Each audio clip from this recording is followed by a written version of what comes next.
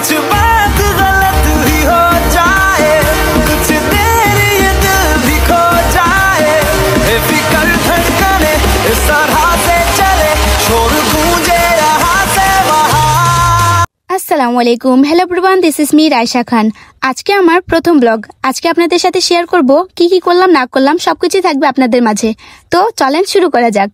আজকে আমি প্রথমবারের মতো চলে গেলাম নিউ ক্যাফে, যেখানে বাউস্টের সামনে খোলা হয়েছে মৃত্তিকা ক্যাফে।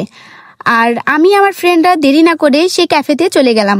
শুনেছি ক্যাফেটা নাকি খুব ভালো পরিবেশের, তাই আমরা সবাই মিলে চলে গেলাম আজকে ওই ক্যাফেতে। ক্যাফেটি ঠিক একদম বাউস্টের সামনে।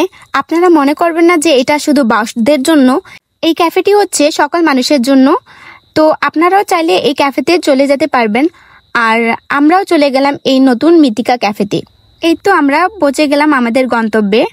ক্যাফেটির নাম হচ্ছে মৃত্তিকা ক্যাফে। আর এই ক্যাফেটি ঠিক একেবারে বাউস্টের সামনে আছে, আপনারা চাইলেই চলে আসতে পারেন। তো চলেন ভিতরের পরিবেশটা আপনাদেরকে দেখাই, আশা করি আপনাদের কাছে ভালো লাগবে। আপনারা দেখতেই পাচ্ছেন সামনে বাউস্ট, আর এর সামনেই হচ্ছে এই ক্যাফেটি। আমি আমার সকল ফ্রেন্ডগুলা সবাই মিলে চলে গেছিলাম এই ক্যাফেতে, কারণ এই ক্যাফেটা খুব পরিবেশ সুন্দর দেখেছি, তাই দেরি না করে আমরা সবাই মিলে চলে গেলাম। তো চলেন দেখা নেওয়া যাক এই ক্যাফেতে কি কি আছে না আছে। এখানে ঢুকতে না ঢুকতে আমি সামনে দেখলাম ছবি এবং ভিডিও করার জন্য খুব সুন্দর একটি জায়গা। আর অনেক অনেক সুন্দর জায়গা প্লেসগুলো ছিল, যেখানে আমরা অনেকগুলো ছবি নিচ্ছিলাম। আর সেখানে আমাদেরকে অনেক ভালো লাগছে, পরিবেশটা খুব বেশ ভালো। আর এই তো আমি আমার ফ্রেন্ডরা সবাই মিলে অনেক এনজয় করতেছিলাম। আশা করি আপনাদেরও অনেক ভালো লাগবে। আপনারা চাইলে আপনাদের ফ্রেন্ডদেরকে নিয়ে এখানে আসে আড্ডা দিতে পারেন, অথবা এখানে আবার অনেকে পড়াশোনার জন্য আসে থাকে। আমরা দেখলাম যে অনেকগুলো ভাইয়া একসাথে গ্রুপ স্টাডি করার জন্য এখানে আসছে। তো আপনাদেরকে আমি দেখাচ্ছি পুরোটাই ঘুরে ঘুরে। দেখতে পাচ্ছেন আমার পিছনে কত সুন্দর সুন্দর পরিবেশ আছে। আর এই তো আমার ডার্লিংগুলা সবাই মিলে অনেক মজা করতেছিলাম আমরা। এখানে সামনেই আমি দেখলাম অনেক সুন্দর একটা ফুলের গাছ। এগুলা পরিবেশ যেন আমাকে অনেক মুগ্ধ করে থাকে, আমার কাছে অনেক ভালো লাগে।